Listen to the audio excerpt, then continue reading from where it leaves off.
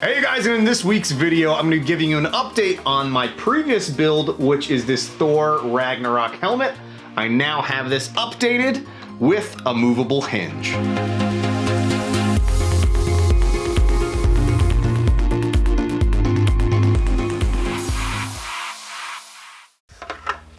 Yow! So in one of my previous videos, I showed you guys how I printed one of these amazing Thor Ragnarok helmets, and it was posted, relatively right after the first trailer has dropped. Well, since this file was printed, the folks over at Do 3D have made a new version of the helmet that now includes a hinge system that allows you to rotate the ears along, both of the ears at the exact same time. So one thing about this helmet build that I did not like is that the actual helmet, while I can get this on and off fairly easily, I just felt like it was a little too large for my head. I could very easily put some foam padding on the inside, which would make it a little bit more comfortable to wear, but it just seemed like it was a little too large for my head and didn't quite mimic exactly like Chris Hemsworth did in the trailer. Obviously, the other big issue is that the ears here were not on a hinge system, so when you moved one, it did not move the other. I still love the color of this helmet, the purple and red. I so need to order some more purple filament. All right, and here is the updated helmet with the hinge system in place. As you can see here, when I move one of the ears, it automatically moves the other. There is this bar that crosses from ear to ear in the back here. This is just like in the actual movie version of the helmet, which you could see in a few of the small frames from the trailer, as well as from a few posters that they've released for the movie. As you can see here, it was printed in white and red filaments. This was actually from Ziltech, which is a company that I purchased the filament off of eBay. Some of the folks over on the CR10 Facebook group had commented and said that this was really good PLA for relatively cheap. I was able to pick up 3 rolls of 1 kilogram filament for I think $35 shipped, so not bad. The quality of the prints using this cheap filament in my mind was not bad. I mean, it wasn't the best that I've ever seen, but it also wasn't the worst that I've ever seen, and for the cost, that's it was a great factor for me.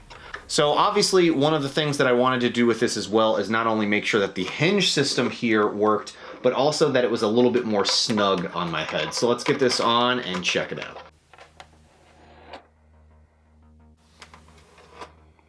Pretty cool. This almost snaps in place as well based on the new hinge system that they've got in. It works really well. I can do one ear at a time and it automatically moves the other. There's not a lot of give on this as well, and everything basically just snapped into place. I really haven't done any sanding or filing or anything like that up until this point. There is still a lot of cleanup that I need to do in order to complete this helmet, but for right now, it's pretty much everything I could have asked for and more.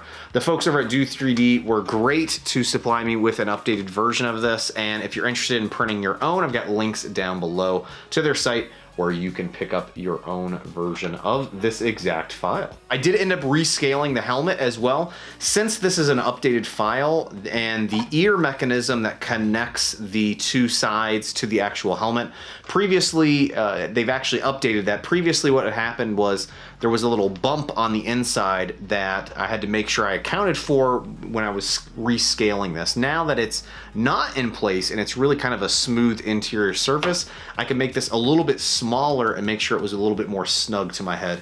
It still has a little bit of give, so I can take this on and off, but it is a very tight fit the way I printed this. I should have probably accounted for a few, extra percentage or 2 larger, just to allow me to more easily take it on and off. But for the time being, this is absolutely great, absolutely great. So I just want to give you guys a quick update on my Thor Ragnarok helmet build. As you can see here, very excited to get this up and running again with this new version with the workable ear mechanism here. Very excited about this. Again, it was printed over on my CR10 and CR10 S4. If you're interested in picking up any of the printers, I've got links down below in the description, along with links to Do 3D, where you can pick up this exact same file that I've used. Should also mention, if you have a CR10 printer, I also have links down below to the exact Simplify 3D profiles that you can download.